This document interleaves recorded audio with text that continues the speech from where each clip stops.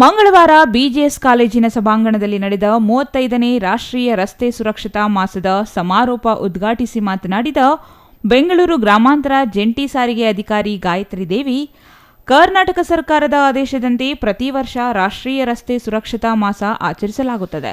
ಜನವರಿ 15ರಿಂದ February 14ರವರೆಗೂ 1 ತಿಂಗಳ ಕಾಲ ಕಾರ್ಯಕ್ರಮದ ಅಂಗವಾಗಿ ಚಾಲಕರಿಗೆ, ವಾಹನ ಮಾಲೀಕರಿಗೆ ಹಾಗೂ ವಿದ್ಯಾರ್ಥಿಗಳಿಗೆ ರಸ್ತೆ ನಿಯಮಗಳ ಕುರಿತು ಜಾಗೃತಿ ಮೂಡಿಸಲಾಯಿತು ಎಂದರು.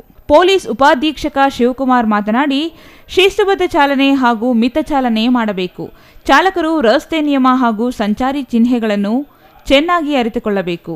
ಸ್ವಲ್ಪವೂ ಬೇಜವಾಬ್ದಾರಿ ಹಾಗೂ ನಿರ್ಲಕ್ಷ್ಯತೆ ತೋರದೆ ನಿಯಮ ಪಾಲನೆ ಮಾಡಬೇಕು.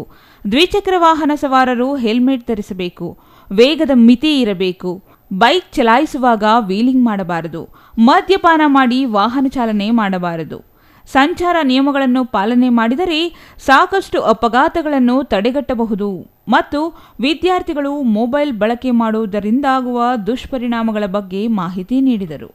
2024ರ ರಾಷ್ಟ್ರೀಯ ರಸ್ತೆ ಸುರಕ್ಷತಾ ಒಂದು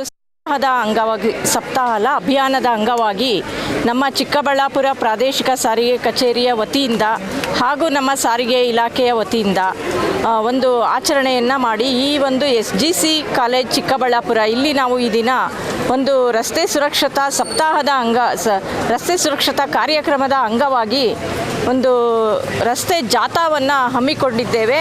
ಇದರ ಉದ್ದೇಶ ಏನಂದರೆ ನಾವು ರಸ್ತೆ ಅಪಘಾತಗಳನ್ನು ತಡೆಗಟ್ಟುವುದು, ಅದರ ಬಗ್ಗೆ ವಿದ್ಯಾರ್ಥಿಗಳ ಮೂಲಕ ಇತರೆ ಒಂದು ಸಾರ್ವಜನಿಕರಿಗೆ ಚಿಕ್ಕಬಳ್ಳಾಪುರ ಜಿಲ್ಲೆಯಲ್ಲಿ ಒಂದು ಅವರಿಗೆ ಅರಿವನ್ನು ಮೂಡಿಸಬೇಕಂಥೇಳಿ ನಮ್ಮ ಉದ್ದೇಶ ಇದೆ.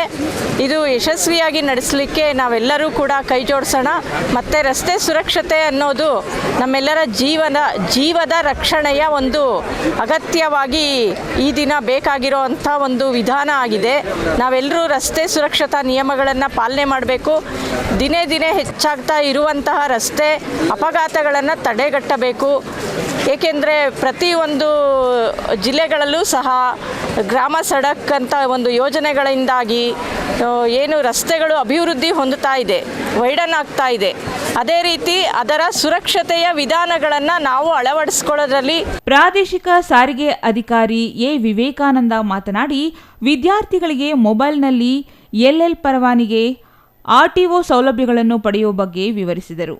ಎಲ್ಲ ವಾಹನ ಚಾಲಕರು ಹಾಗೂ ಮಾಲೀಕರು ವಾಹನಗಳಿಗೆ ಸಂಬಂಧಪಟ್ಟ ದಾಖಲೆಗಳ ಒಂದು ಸೆಟ್ ಅನ್ನು ವಾಹನದಲ್ಲಿ ಜೋಪಾನವಾಗಿ ಇಟ್ಟಿರಬೇಕು.